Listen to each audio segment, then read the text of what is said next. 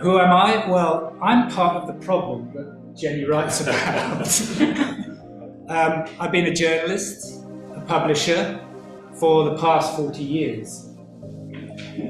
And throughout that time, I've done so knowing very little about the faiths and beliefs which have been, now I realise, so much part of the stories and the societies that I've been covering.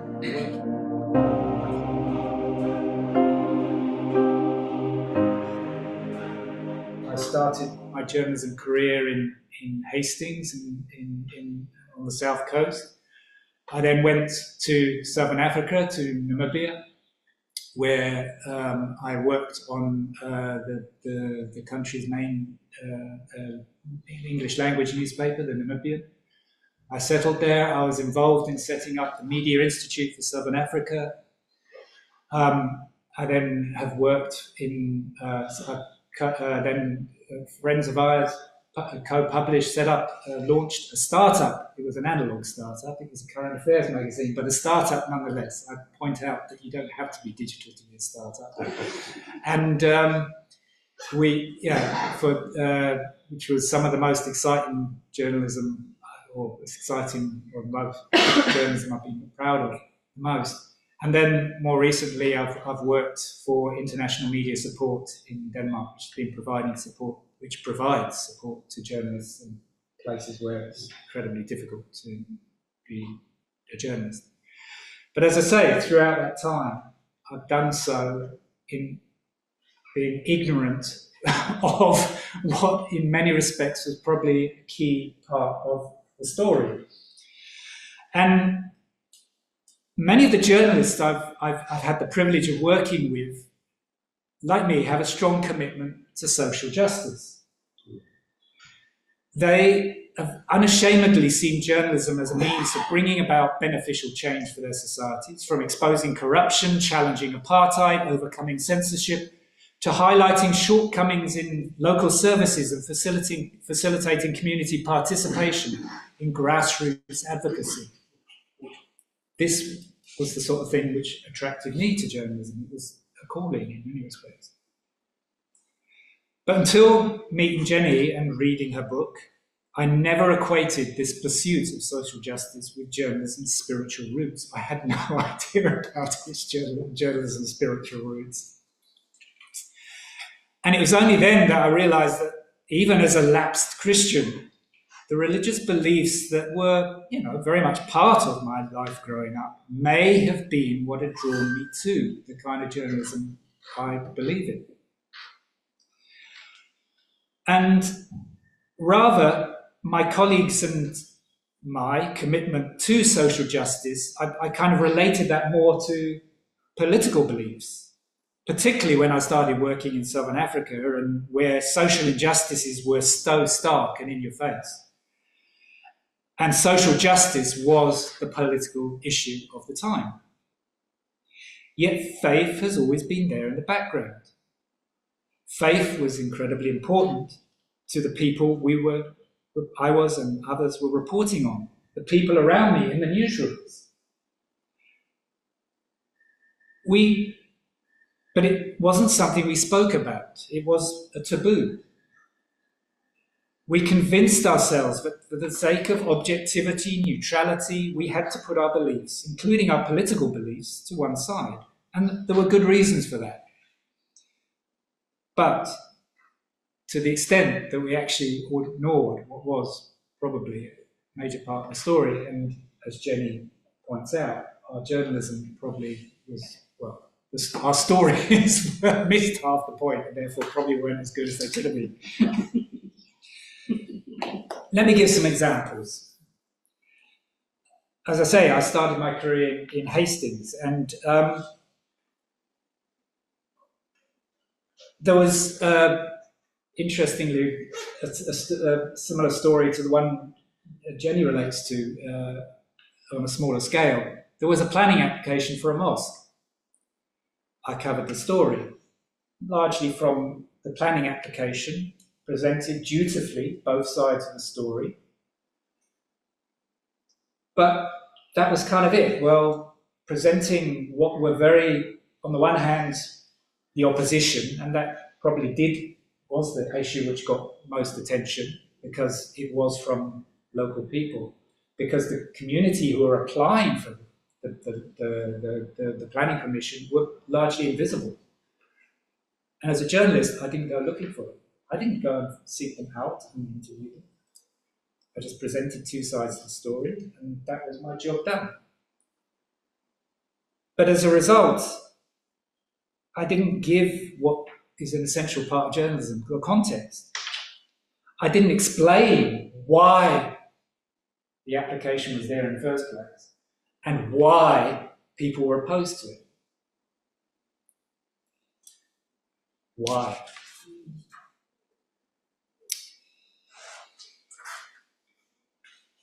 It wasn't until I, and the millions of others like me, became the subject of my beloved profession's coverage that I realised actually how unfair, inaccurate, ill-informed and disrespectful much of journalism was and is.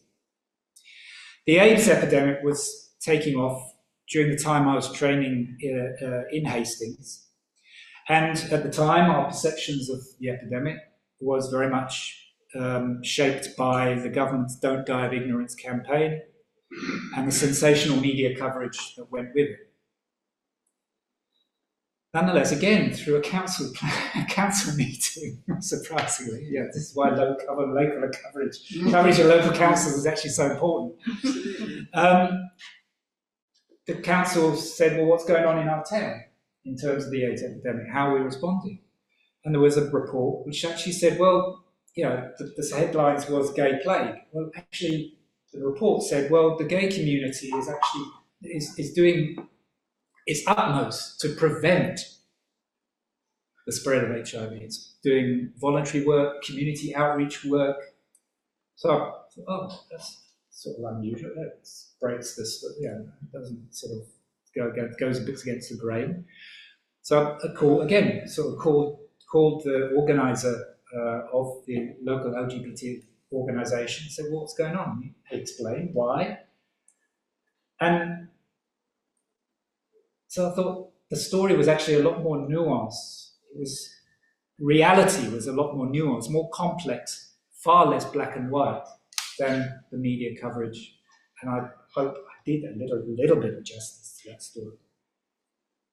When I moved to Namibia, the HIV and AIDS epidemic was still sort of just about coming into the public consciousness. But again, we relied on government sources and public health propaganda to tell that story. The stigma and discrimination around the disease was such, partly because of the coverage, the coverage which had come from places like the UK and the US. The stigma and discrimination was driven by beliefs, including religious beliefs. So beliefs, and those beliefs were very much part of this story, but we turned a blind eye to them. Then, one day, HIV entered my personal life, and I quickly realised how unfair, distorted, and inaccurate my coverage, and now my colleagues' coverage was. I took the betrayal of my beloved profession very personally, and through this painful experience, I discovered how so many people were made to feel by our journalism. I spent the next 10 years trying to change that narrative. I gave up trying to get through to my fellow journalists, but instead started a project that enabled people living with and affected by HIV to tell our own story. And it was some of the best journalism I'd come across. The whole experience taught me that objectivity and neutrality, as Jenny points out in her book, were, in many respects, a myth. Those objectivity and neutrality which caused us to cover up or to ignore, created that taboo around faith, beliefs, values. Values and beliefs did matter, and drawing on one's lived experience made for better journalism. I was taught that the five, as journalists, you answer the 5 W's: who, what, where, why, and when. But as I inferred earlier, so often we miss the why, or at least we don't explain. We can't get to the why. And the question why kept coming up recently when colleagues and I were exploring the lessons learned from the media's coverage of last summer's riots in the UK and Axel Rudakapana's attack on the children attending the dance class in Southport, which sparked them. My supervisor at the University of Central Lancashire, Francois Nell, and I convened a workshop of editors, researchers, media regulators, civic activists as part of the News Futures 2035 project, which Jenny mentions in her recommendations. During the workshop, an editor from the Southport related to how he had taken his daughter to a vigil in the town centre shortly after the attacks. To quote the editor, I asked my daughter if she had any questions. "Daddy, why did that man do what he did?" she asked. The editor said, "How can I answer that?" We learned many lessons during that workshop, but I don't think any of us were any more able to answer his daughter's question.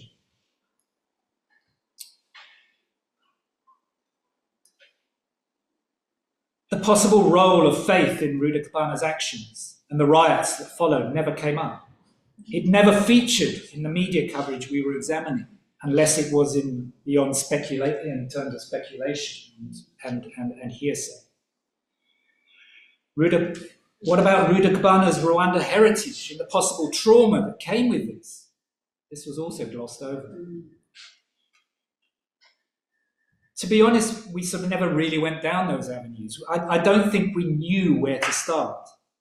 And the people who could have helped us explore these angles weren't in the room. We certainly lacked, all of us, and it was quite a distinguished gathering, the religious literacy that Jenny addresses in her book. In your recommendations, Jenny, you sort of say that the News Futures Forum and other groups should try to make journalism fit for purpose, which are trying to make journalism fit for purpose in the 21st century, need to take that dangerous step of incorporating religious literacy into the mix. Well, I'd actually say it's probably more dangerous not to have the kind of difficult discussions. So that requires difficult discussions, and it's probably more dangerous not to have those discussions than it is to, to ignore the issue. So I don't think it's difficult, but I don't think it's dangerous. And we've got to somehow, by having that conversation, as you say in the book, language is the key to change. And language, requires a conversation. It requires discourse. So we've got to start those difficult conversations as journalists, and that requires leadership. And that, I think, is where, through things like the News Futures, which is there to Futures Forum, which is there to convene, we need to bring journalistic leaders together to have these difficult conversations. It is part and parcel of doing journalism properly. It's about telling better stories. It is part and parcel of our quest to reinvent and, yes, save journalism. So thank you for drawing this to our attention.